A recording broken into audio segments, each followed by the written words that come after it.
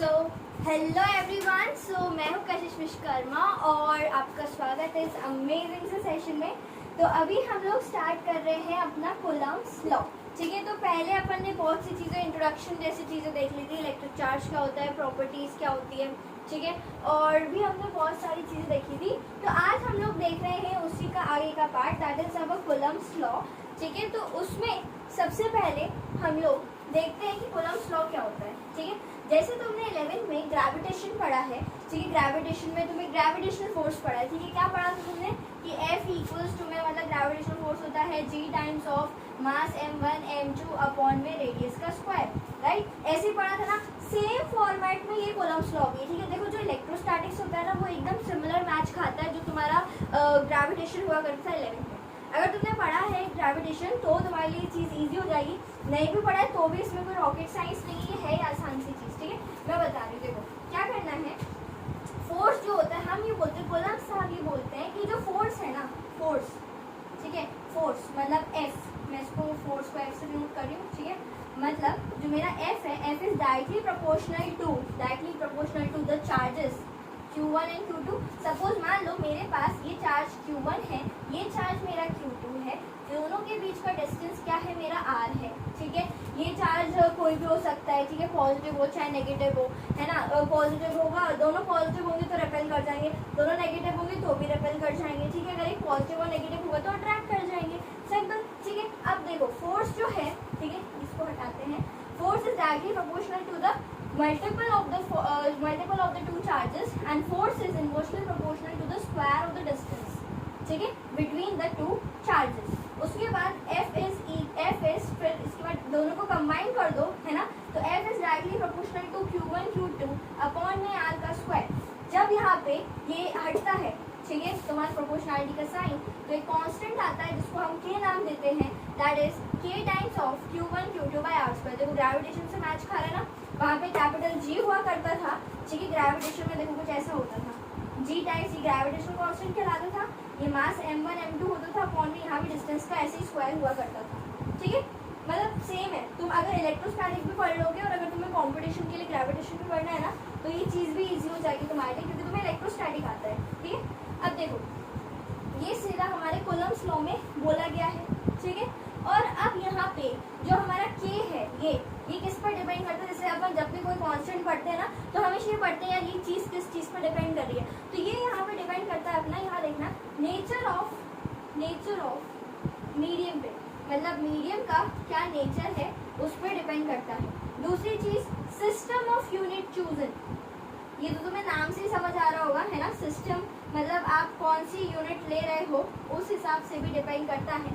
ठीक है, देखो नेचर ऑफ मटेरियल पे मैं अभी बात करने वाला हूँ डिटेल में, पर ये सिस्टम ऑफ यूनिट चूजन में तो अपना सिंपल जो सिस्टम है ना, ठीक है, जैसे अपन फोर्स को कैसे में लिखते हैं, न्यूटन में, राइट, तो ये उसमें है। जैसे ये तुम्हारा फोर्स है, ये पूरा न्यूटन में है, पर अगर हम यहाँ से ध्यान दें तो इसका हो जाएगा, ये दोनों चार्ज हैं, charge is coulomb metre square, इसकी ऐसा यूनिट मतलब न्यूटन, इसको कंबाइनली अपन न्यूटन बोल देंगे। ठीक है, पर इसके हिसाब से तो ये है इसका।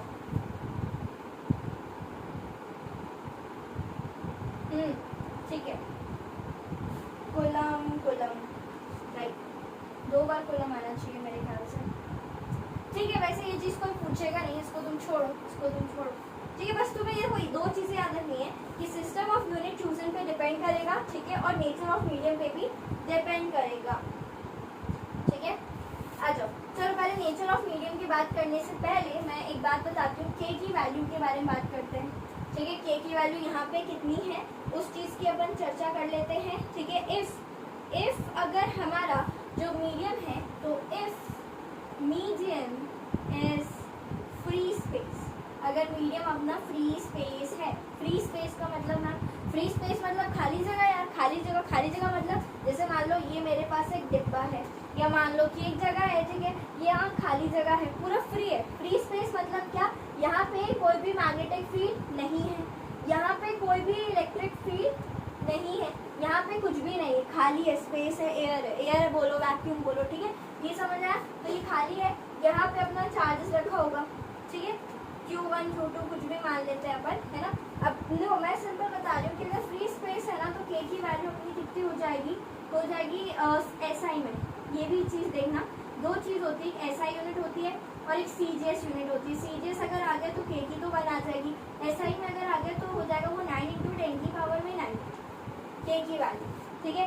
अगर मीडियम फ्री स्पेस है तो ये कहानी होगी, पर अगर मीडियम फ्री स्पेस नहीं है, ठीक है, if medium is not free space then क्या होगा बेटा, नॉट फ्री स्पेस में, ठीक है, तो K की वैल्यू हो जाएगी 1/4 पाई एप्सिलॉन। क्या हो जाएगी 1/4 पाई एप्सिलॉन, ठीक है। अब बच्चों को यहाँ पे थोड़ा सा ये चीज़ नहीं होगी तुम्हारे लिए कि एप्सिलॉन क्या होता है। देखो एप्सिलॉन का नाम अपन एप्सिलॉन को ऐसे नोट करते हैं, इसको हम बोलते हैं EP एप्सिलॉन, इसको ऐसे प्रोनाउंस करते हैं, इसको एप्सिलॉन बोलते हैं। एप्सिलॉन होता है बेटा परमिटिविटी, ठीक है, परमिटिविटी। अब व्हाट इज परमिटिविटी, परमिटिविटी को हम डिटेल में पढ़ेंगे, ठीक है। अभी इसको नोट करो जल्दी से नोट करेंगे इसको, फिर मैं रब करूँगी इसको पूरा, फिर अपन परमिटिविटी देख रहे हैं, ठीक है। जल्दी से करो, जल्दी से।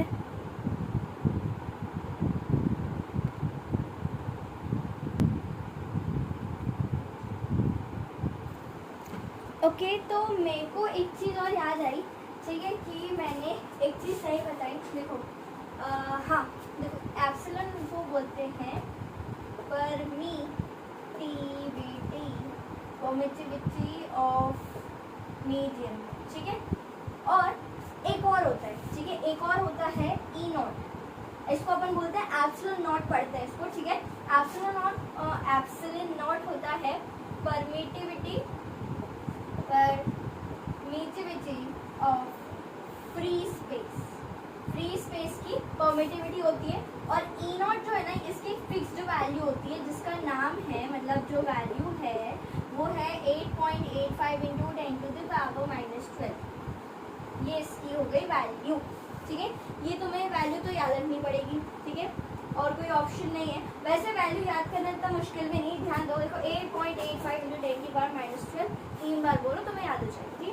हाँ, तो अपन अभी क्या बात कर रहे हैं, अभी अपन देखते हैं ये वाला, ये डिपेंड करता है नेचर ऑफ मीडियम पे। देखो सिस्टम ऑफ यूनिट चूजन का मतलब कुछ ऐसा है कि देखो यहाँ पे जैसे कि ये देखो K जो है SI यूनिट में अलग है। देखो SI हो गया, CGS हो गया, ठीक है, और तुमने 11th में और भी पढ़ा होगा ना, जैसे कि बहुत सारे हैं यार, वो याद अभी मेरे को नहीं आ रहा है फिलहाल तो, लेकिन यस अभी अपन मतलब मैंने बहुत पढ़े हैं। तो अभी देखो मैं बोलना चाह रही हूँ, तो उन्हीं सिस्टम ऑफ यूनिट्स जो अपन 11 की यूनिट्स एंड डायमेंशन में पढ़ा है पहले, है ना, तो तुम्हें याद भी नहीं आ रहा तो कोई दिक्कत नहीं है, सिर्फ इतना याद रखो कि SI है, CGS है, ठीक है, ये सब सिस्टम ऑफ यूनिट होता है, ठीक है। अब देखो, अब जैसे SI यूनिट है, CGS यूनिट है, तो देखो ना K की वैल्यू यहाँ डिपेंड कर रही है ना कि SI में होगा तो ये वैल्यू होगी, CGS में होगा तो ये वैल्यू होगी, ठीक है, और अगर K फ्री स्पेस में होगा तो ये होगी। तो मतलब सिस्टम ऑफ यूनिट्स पे भी डिपेंड कर रहा है। सिस्टम ऑफ यूनिट पे डिपेंड करने का मतलब सीधा सीधा यही था, ठीक है। अगर मैं, ठीक है, तो ये चीज़ तुम्हें परफेक्टली क्रिस्टल क्लियर हो गई, ठीक है, ये तुम्हें क्रिस्टल क्लियर हो गई। अब हम मेहनत इस वाले टॉपिक पे करते हैं, इस वाली बात पे मेहनत करते हैं, ठीक है। अब देखो यहाँ पे ठीक है, ओके, राइट, ऑल राइट, ये दे दे, हम लोग शुरू कर लेते हैं अभी। क्या हाँ, मैं बताने वाली थी K की वैल्यू, है ना। देखो जैसे फोर्स होता है K times of Q1 Q2 upon में R का स्क्वायर होता है, ठीक है। अगर मुझे यहाँ पे K की वैल्यू निकालनी है तो मैं क्या करूँगी, ठीक है, मतलब मुझे वैल्यू तो नहीं, मुझे इसकी SI यूनिट निकालनी है, जैसे यूनिट ऑफ K, ठीक है, यूनिट ऑफ K, ये बोर्ड में पूछा जा सकता है, ठीक है, एक बार देख लो।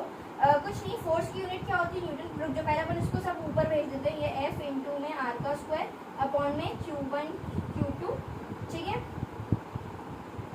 ना, ये ऊपर नीचे। अब देखो K अपना यहाँ से हो जाएगा न्यूटन, ठीक है, कूलम का स्क्वायर ऊपर, फिर ये अपना हो जाएगा मीटर का स्क्वायर, ठीक है, समझ आ रही है बात, है ना। चलो ठीक है, ये क्लियर हो गया। इसको मिटाना है मुझे, जल्दी से कॉपी करो, हो गया। चलो अब परमिटिविटी स्टार्ट कर देते हैं, फाइनली परमिटिविटी स्टार्ट करते हैं। के डिपेंड कर रहा था एक सिस्टम यूनिट चूजन जो मैंने बताया। अब अपन देख रहे हैं नेचर ऑफ मीडियम। अच्छा, तो नेचर ऑफ मीडियम पे पढ़ने से पहले, ठीक है, परमिटिविटी समझो। तो पर मी ची विच हेडिंग डाल दो परमिटिविटी जल्दी से। ये क्या करता है, इसके बारे में कुछ पॉइंट्स लिख रही हूँ, वो थोड़ा सा दिमाग में बिठाने की कोशिश करना, ठीक है। मीडियम के फोर्सेस को मैं नोट्स नहीं दे रही हूँ तुम्हें, ठीक है, मैं लिख के वो वाला डेफिनेशन वाइज नहीं दे रही हूँ। नोट्स चाहिए तो एनसीईआरटी रेफर कर लो, मैं सिर्फ तुम्हें कॉन्सेप्ट पढ़ा रही हूँ, ठीक है, ऐसे ही पढ़ लो, तुम्हें समझ आएगा। देखो, मीडियम के फोर्सेस को इन्फ्लुएंस करता है, मतलब, और साथ ही साथ परमिटिविटी में मतलब होता है, परमिटिविटी में मतलब होता है तुम्हारे पास मीडियम का असर, ठीक है, सिंपल सा मीडियम का असर। ये क्या बोलते हैं मैम, हमें तो समझाओ। बिल्कुल समझाएंगे, ध्यान दीजिए। तो हमारे पास मीडियम के फोर्सेस को इन्फ्लुएंस करता है। तो मेरे पास यहाँ पे ध्यान देना, मेरे पास यहाँ पे ये मीडियम है, ठीक, मीडियम है। अब क्या है, फोर्सेस देखो, मीडियम, तो बस मीडियम वर्ड समझ आता है। मीडियम मतलब जैसे पानी का मीडियम हो गया, एयर का मीडियम हो गया, पेट्रोल का मीडियम मान लो, तेल का मीडियम मान लो, कुछ भी मीडियम तुम जो भी दिमाग में आ रहा है मान लो, ठीक है, मीडियम है, ठीक है। अब उस मीडियम में अगर मैं फोर्स की बात करूँ, जैसे मान लो कि अपने पास जो फोर्स है, ठीक है, वाटर, ठीक, वाटर में फोर्स कुछ है, वाटर में फोर्स मान लो 10 कूलम 5 कूलम से लग रहा होगा। चार्जेस के ऊपर अपन एज्यूम कर लेते हैं कि एक चार्ज है, अभी ये मीडियम अपना पानी है, तो इसके ऊपर 5 कूलम और 10 कूलम का फोर्स लग रहा है, ठीक। अब दूसरा मीडियम मान लेते हैं, तो एयर है अपन मान ले रहे हैं, ठीक है, और उसमें सपोज मान लो फोर्स है 100 न्यूटन या 500 न्यूटन, ठीक है। तो ये देखो मीडियम पे डिपेंड कर रहा है ना, मतलब जैसा मीडियम है उस हिसाब से फोर्स में भी असर पड़ रहा है ना, फोर्स का भी असर, मतलब फोर्स पे असर पड़ रहा है, ठीक है, मतलब मीडियम बदलोगे तो फोर्स की वैल्यू बदलेगी, ठीक है। इससे हमें ये समझ आया कि अगर आप मीडियम बदलोगे, ठीक है, तो क्या होगा बेटा, फोर्स की वैल्यू, ठीक है, बदलेगी, ठीक है, फोर्स की वैल्यू भी बदलेगी। अगर तुम मीडियम को बदलोगे तो फोर्स की वैल्यू भी बदलेगी, ठीक है। समझ आ रही है बात को, समझो, ठीक है। तो जैसे मैंने एग्जांपल दिया तुम्हें, एग्जांपल एयर में अलग और वर्सेस वाटर में अलग, ठीक है। जैसे मैंने 5 न्यूटन 10 न्यूटन का एग्जांपल ऐसे बना के रख लूँ तो दिमाग में याद रहेगा, ठीक है। इसमें मैंने 100 न्यूटन और 500 न्यूटन या 10 जो भी है एग्जाम्पल दिया तुम्हें, ठीक है। अब परमिटिविटी मतलब होता है मीडियम का असर, ठीक है। तो देखो यार, मीडियम का ही तो कुछ तो असर हुआ ना, तभी तो देखो ना फोर्स जो है, फोर्स पे असर आ गया उसका, ठीक है। अब देखो परमिटिविटी, ये कहीं लिख के मत आना, ठीक है, बिल्कुल मैं बता रही हूँ, सीधा खुला बता रही हूँ, बिल्कुल लिख के मत आना जो अभी बता रही हूँ मैं, ठीक है। परमिटिविटी जो होता है ना, अपना कॉन्सेप्ट समझने के लिए, सिर्फ जस्ट अगर कॉन्सेप्ट को समझा जाए तो उस हिसाब से लिख के मत आना, ठीक है। Is directly proportional to medium, जितना मीडियम अच्छा होगा परमिटिविटी उसकी उतनी अच्छी होगी, ठीक है, जो भी मीडियम है, ठीक है। ये ऐसी कहानी होती है, तो तुम्हें ये पता होना चाहिए, ठीक है। This is just for concept, ये मेरा लॉजिक है। आगे देखो, यहाँ पे मीडियम का असर, ओके, समझ आ गया ये भी। अब हम क्या पढ़ें इसके बाद, ठीक है, इतनी चीज़ तो क्लियर हो ही गई होगी। तो हर मीडियम का अपना अपना असर होता है, ठीक है। परमिटिविटी जितनी ज़्यादा होगी तो मीडियम का भी उतना ही इन्फ्लुएंस रहता है, ठीक है। अब के जो है ना वो डिपेंड करता है मीडियम पे, ठीक है। मतलब अगर मैं बोल रही हूँ कि परमिटिविटी है ना, परमिटिविटी मतलब के, ठीक है, मतलब के में परमिटिविटी आ रहा है। देखो मतलब मेरे कहने का मतलब क्या है, तुम समझे नहीं, समझो। देखो फोर्स क्या बोला था, के टाइम्स, के को अपन ने 4π लिखा, ठीक है, Q1 Q2 लिखा, अपॉन में R का स्क्वायर लिखा। अभी अपन किसकी बात कर रहे हैं, के की बात कर रहे हैं। के नेचर ऑफ मीडियम पे डिपेंड करते हैं, यही बात कर रहे हैं, राइट। अब देखो ये चीज़ पकड़ो इधर, ये सी चीज़ को हम के का नाम दे रहे थे ना। अब देखो यहाँ पे ये अपना है परमिटिविटी, याद करो, ये परमिटिविटी एक्सीलेंट है ना, परमिटिविटी ये रहा तुम्हारे पास। अब परमिटिविटी जो है इसके मतलब देखो के अंदर कुछ ऐसा है जो नेचर ऑफ मीडियम पे डिपेंड कर रहा है, क्योंकि मैंने बोला था के डिपेंड करता है, यहाँ ध्यान देना, डिपेंड्स ऑन, पहला तो नेचर ऑफ मीडियम हो गया, नेचर ऑफ मीडियम हो गया, दूसरा क्या हो गया, सिस्टम ऑफ यूनिट चूज। ठीक, ये चीज तो हमें समझ आ गई थी, ये चीज को समझ, मतलब के अंदर ही कुछ ऐसा है जो नेचर ऑफ मीडियम पे डिपेंड कर रहा है, तो वो एप्सिलॉन नाम की एक ऐसी चीज है, बेहतरीन चीज है जो नेचर ऑफ मीडियम पे डिपेंड कर रही है। जितना अच्छा मीडियम होगा उतनी ज्यादा फॉर्मेटिविटी होगी। ठीक है, मतलब वैल्यू वाइज तुम देख लोगे ना, वैल्यू जिसकी ज्यादा है वो मीडियम की फॉर्मेटिविटी अच्छी है। ठीक है, वैल्यू कम है तो वो ऐसा रहेगा तुम्हें। ठीक है, इतनी चीज क्लियर हो गई, आगे बढ़े अपन। चलो, तो जैसे कि मैंने बताया था कि ई नॉट की फिक्स वैल्यू होती है, राइट। और भी अब हम देखते हैं, इसको तुम नोट कर लो एक बार, है ना, जल्दी से नोट करो, मैं इसको रफ कर दे लूँ।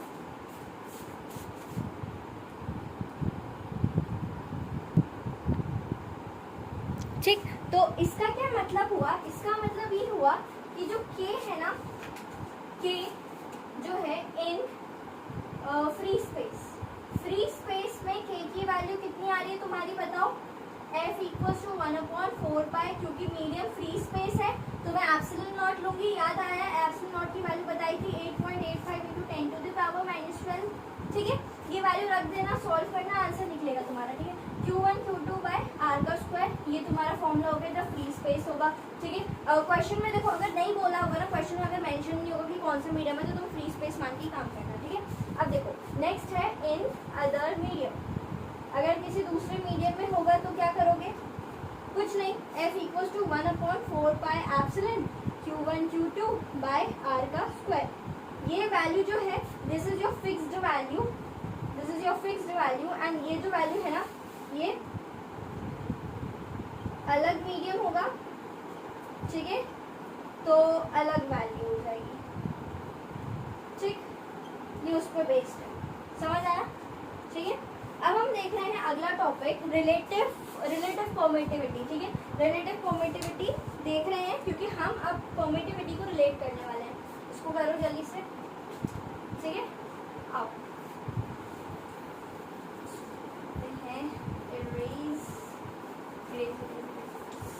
चलो देखो, अब बात करते हैं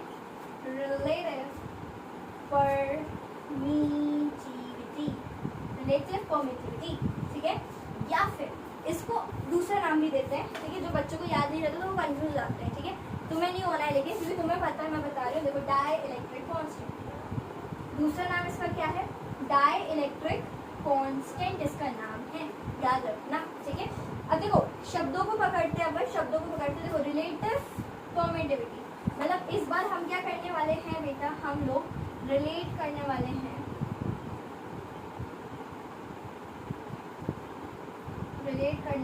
हैं, परमिटिविटी को। ठीक, हम अब इस बार परमिटिविटी को रिलेट करने वाले हैं, समझ आ रही बात। ठीक है, परमिटिविटी को रिलेट कैसे करोगे, देखो जब रिलेशन की बात आती है ना, तो इसके लिए सबसे बेस्ट एग्जाम्पल जो होता है वो होता है तुम्हारा वाटर का।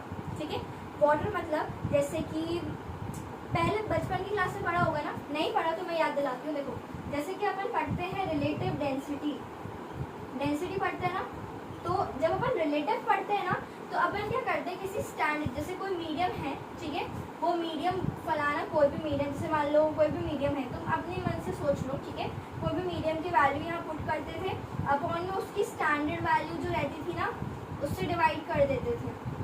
तो हमें रिलेटिव मतलब रिलेटिव जब भी किसी चीज़ को रिलेट करना होता है ना, तो हम क्या करते हैं, जो मीडियम दिया है अपन को क्वेश्चन में, जो मीडियम देखो रिलेटिव, ये सुनो मेरी बात को, रिलेटिव परमिटिविटी जब भी बोले तो परमिटिविटी का जो मीडियम लेना, अपॉन में उसके स्टैंडर्ड से डिवाइड मारना। क्या करोगे, परमिटिविटी का मीडियम लोगे, स्टैंडर्ड से डिवाइड मारोगे। तो मतलब हटाओ ये बात हटाओ, नहीं इतनी सुनी बात, छोड़ो इसको। देखो, तो रिलेटिव परमिटिविटी के लिए, रिलेटिव परमिटिविटी को हम डिनोट किससे करते हैं, ई आर से। तो ई आर लिख दूँ मैं, ई आर को हम ई, ये अपना मीडियम हो गया, कोई भी है ना, कोई भी फलाना मीडियम तुम्हें दिया हो, मुझे नहीं पता, अपन देख लेंगे क्वेश्चन के टाइम पे। ये अपना स्टैंडर्ड है, ठीक है, स्टैंडर्ड है, तो उससे डिवाइड करो तो मिल गया। तो ये तुम्हें समझ आ गया। ठीक है, सिंपल। अब जैसे कभी भी ई की वैल्यू पूछ ले तो इसको इंटू मार दो, और क्या करना है, कुछ नहीं, बस हो गया। ठीक है, क्लियर हो गई इतनी बात, आगे बढ़े। चलो, यहाँ पे बच्चों को एग्जाम में ये पूछ लेते हैं कि इसकी यूनिट बताओ क्या यूनिट होगी इसकी, क्या लगता है, देखिए यूनिट नहीं होगी इसकी कोई यूनिट नहीं होगी, क्योंकि दिस इज रेशियो बेटा, this is ratio, this is ratio. और रेशियो की यूनिट नहीं होती है, कहीं एग्जिस्ट करेगी ना तो वो कट पिट जाएगी।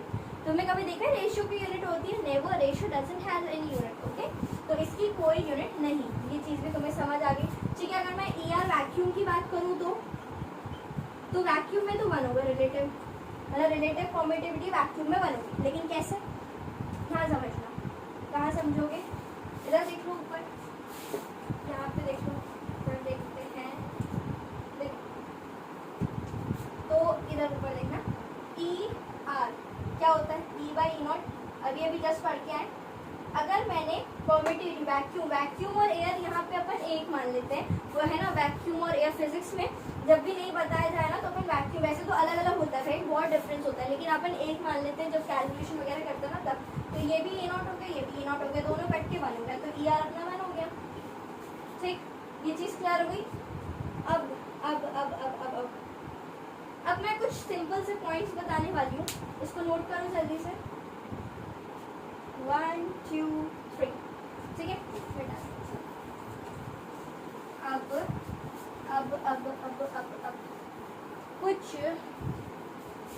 कुछ इम्पोर्टेंट बात, VIP बात बोलो, ज़्यादा खास नहीं है, ठीक है, बस पॉइंट्स हैं, पॉइंट्स टू बी रिमेम्बर, ठीक है, पॉइंट्स याद रखना है,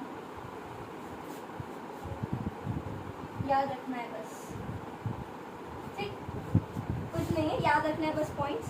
तो पहला पॉइंट बेटा तुम्हारा ये है कि कूलम्स लॉ जो होता है नंबर 1, ठीक है, कूलम्स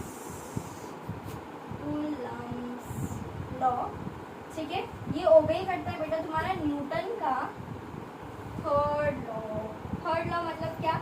जैसे ये चार्ज है Q1, ये चार्ज है Q2, मान लो दोनों पॉजिटिवली चार्ज है, पॉजिटिव चार्ज दोनों रहेंगे तो रिपेल मार जाएंगे, है ना, नेगेटिव चार्ज दोनों रहेंगे तो अट्रैक्ट मार जाएंगे। तो मतलब ये मैं बोल रही हूँ जितने फोर्स से ये रिपेल करेगा उतने ही फोर्स से ये भी रिपेल करेगा, ठीक है। तो ये जितने फोर्स से Q इसको रिपेल करेगा उतने ही फोर्स से ये भी इसको रिपेल करेगा, ठीक है, ऐसा बोल दो। अगर प्लस या माइनस है तो जितने फोर्स से ये अट्रैक्ट कर रहा होगा उतने ही फोर्स से ये भी अट्रैक्ट करेगा, ठीक है, सिंपल सी बात बोलिए, और कुछ नहीं है। क्योंकि न्यूटन का थर्ड लॉ क्या बोलता है? Every force has equal and opposite reaction, है ना, every action has equal and opposite reaction, ठीक है, ये तो तुम्हें आता ही है, कुछ खास नहीं है इसमें। और एक आगे की बात बताती हूँ, ठीक है, कि जो है ना जब भी फोर्स लगता है ना, जैसे ये ना सेंट्रल फोर्स होता है, ठीक है, सेंट्रल फोर्स कैसा होता है?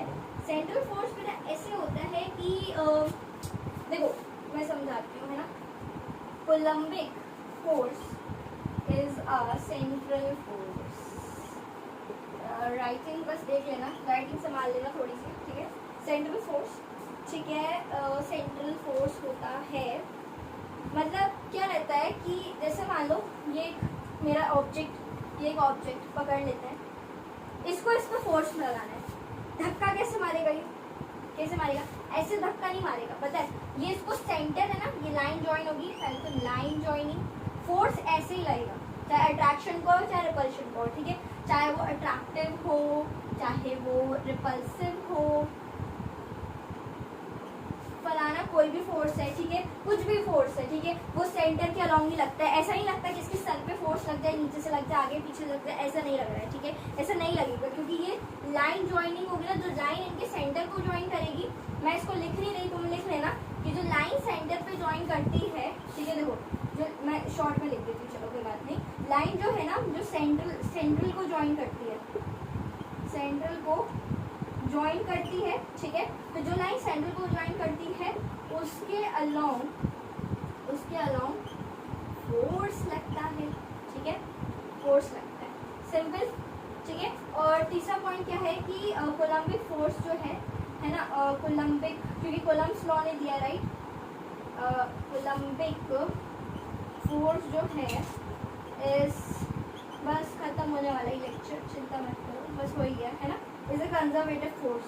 ये पहले प्रॉपर्टी में भी मैंने बताया था, ठीक है, कि वही है ना यार कि charges can never be created not to be destroyed, बस ट्रांसफर हो जाते हैं एक बॉडी से दूसरी बॉडी में, ठीक है, और कुछ नहीं है, बस सिंपल सी बातें हैं, ठीक है, जैसे कभी कैलकुलेट कर रहे हो तो तुम्हें पता होना चाहिए कि सेंटर, जब भी फोर्स कैलकुलेट करो तो सेंटर के अलाउंग करना, ठीक है। तुम जब कर रहे हो ना, अगर ऑब्जेक्टिव में आ जाए असर्शन रीजन में, तो पता होना चाहिए कि थर्ड लॉ को फॉलो कर रहे हैं। कंजर्वेटिव फोर्स होता है, ये तुम्हें कुछ फॉर्मुलेस में काम आ सकता है।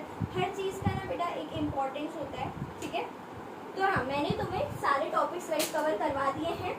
अब अगले वीडियो में हम लोग स्टार्ट करेंगे इलेक्ट्रिक फील्ड, और उसके बाद फिर एक्सियल इक्वेटोरियल पे फील्ड निकालेंगे, उसके डेरिवेशंस करेंगे। सिंपल होने वाले, मेरे साथ बस कनेक्ट